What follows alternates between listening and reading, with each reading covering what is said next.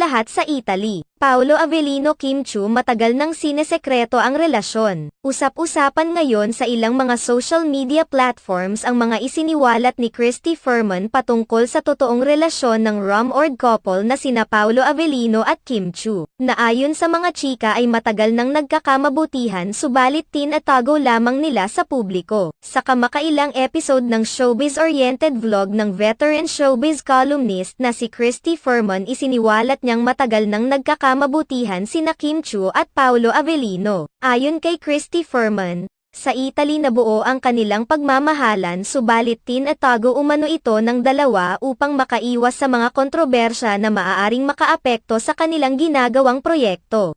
Hindi naman lingid sa kaalaman ng lahat na labis na pinag-uusapan ngayon ang tambalang Paolo Avellino at Kim Chiu matapos ang matagumpay nilang teleserye na Linlang. Marami ang kinilig sa kanilang love